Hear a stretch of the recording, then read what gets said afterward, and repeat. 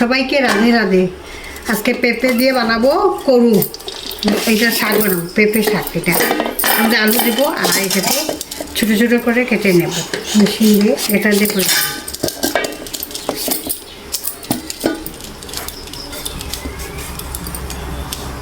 এটা খাইতে পুরো শাকের মতন লাগে। পেঁপে তো এমনি খাওয়া যায়, সিদ্ধ খাওয়া যায় বা তরকারিও খাওয়া যায়, কিন্তু এটা শাকের মতন বানাইলে খাইতে খুবই ভালো লাগে।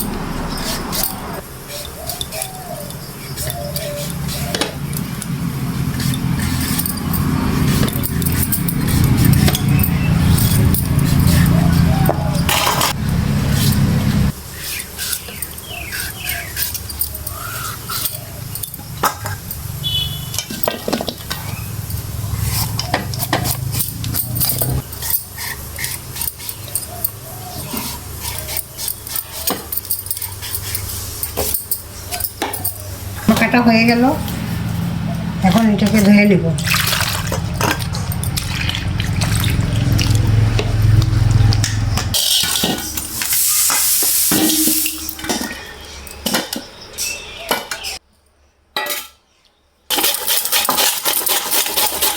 আছে সেগুলো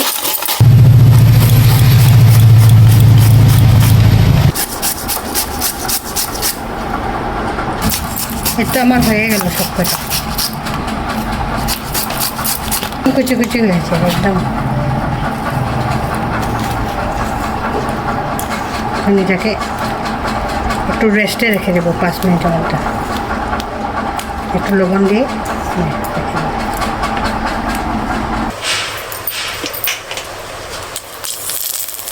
পাঁচফোড়ন,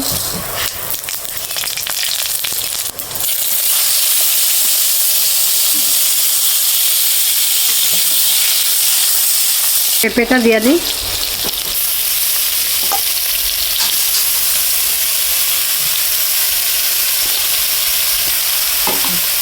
আর মশলা দিই লবণ, হলদি, গোলমরিচের গুঁড়া, জিরা, ধনিয়া, কাঁচা লঙ্কা,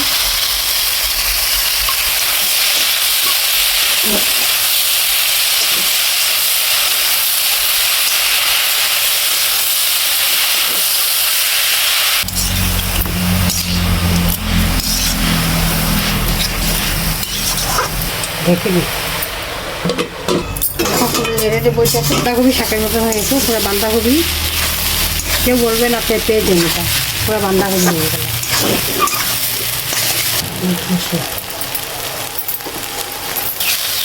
নেড়ে চেড়ে দেবো। এটা ঘরে বানানো গরম মশলাটা, সব এলাচি, দারচিনি, লং এসব দিয়ে একদম গুঁড়া করে নিয়েছি। এটা ঘরে বানানো, এটা আলাদা খেতে ভালো লাগে, টেস্টই আলাদা। আমার শাকটা হয়ে গেল।